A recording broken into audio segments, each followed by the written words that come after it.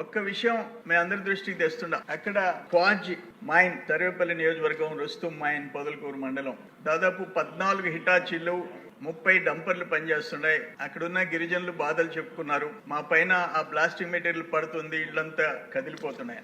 అప్పుడు 16వ తేదీ నేను సత్యాగ్రహం కూర్చున్నా, కళ్ళారా చూశాను అధ్యక్ష.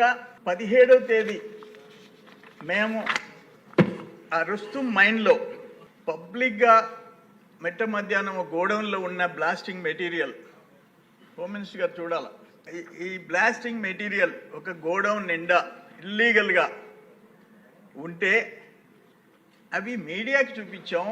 మెయిల్లు పెట్టి ప్రైమ్ మినిస్టర్ నుంచి, సెంట్రల్ మినిస్టర్స్ దగ్గర నుంచి, chief secretary, DGP, DMG, collector, ఎస్పీకి పెట్టాం. ఒక్కరు యాక్షన్ తీసుకోలే. నన్ను లిఫ్ట్ చేశారు, అక్కడున్న స్టాక్ ఎత్తేసారు.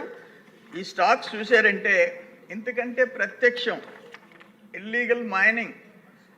పోలీసులు ఆ హిజ్రాలకి సపోర్ట్గా ఉండి, నేను అక్కడ నైట్ ఆ ఫారెస్ట్ ఏరియాలో ఉన్న టెంట్ జనరేటర్ మీద నడుస్తుంటే అవి తీసేయమని చెప్పి హిజ్రాల్ని 2 బస్సుల్లో ముందు పంపించి వెనక పోలీసులు వచ్చారు అధ్యక్ష.